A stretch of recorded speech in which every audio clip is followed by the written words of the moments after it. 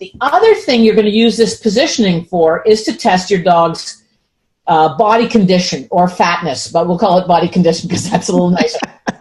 So again, you want to have your dog in this position, and it's actually really easy, and we've got a great tip for you that doesn't involve you picking up your dog, weighing yourself and your dog on your home scale, then putting the dog down and looking at the truth of what you actually weigh without the dog.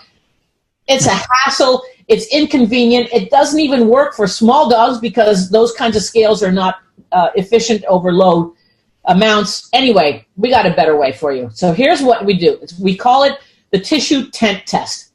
So what you do is you've got your dog standing properly, and you go to an area over the last 3 to 4 ribs, and it's about 1/3 of the way down from the top line to the abdominal, to the abdomen, bottom of the abdomen. So in this circle here that's shown in green with a blue circle around it, that's the area that you go to.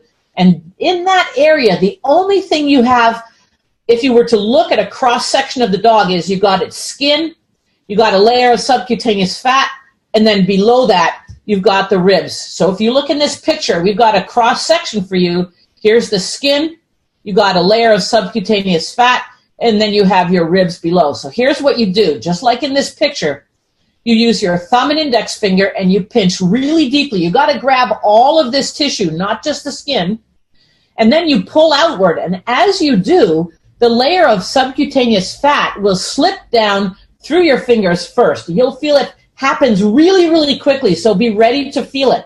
That's your layer of subcutaneous fat. And all you have to do is feel that once a week or so. And for an athlete, it should be about as thick as a piece of folded duct tape.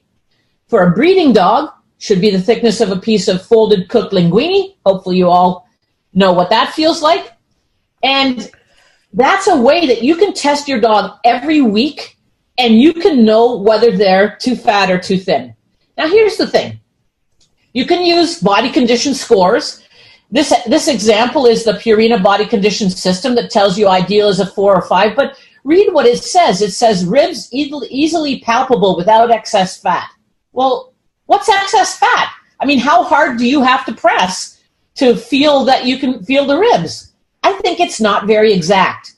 Another thing that it says is waist easily noted, abdominal tuck evident. Well, what about dogs with different shapes? What about whippets that always have an abdominal tuck even if they're overweight?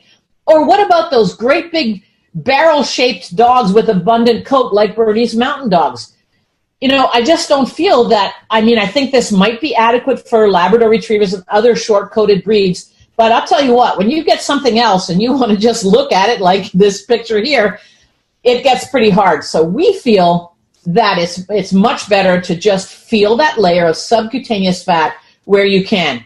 You know, another thing is that Purina's own studies show that if you're in this ideal weight range, your dog could have a fat level of 13 to 22%. I mean, what a huge range. So it just doesn't seem that adequate. So we like the tissue tent test because it's easy to learn and use for home monitoring once a week and vary your dog's diet depending on what you find. It requires no equipment but a thumb and index finger. It's really much better than scales because here's the thing, you guys. There's no preferred weight for your dog anyway.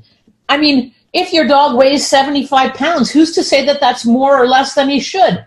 And even if your breed standard, for example, says that your dog should weigh 75 pounds, like maybe the Golden Retriever standard for male says that, what if you have a smaller male? My Golden Retriever is fit at 60 pounds, and he's a boy too.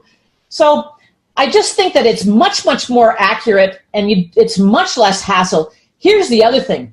If your dog loses or gains weight, how can you tell whether it's muscle or fat? Well, the way that you tell is by feeling how thick that layer of subcutaneous fat is.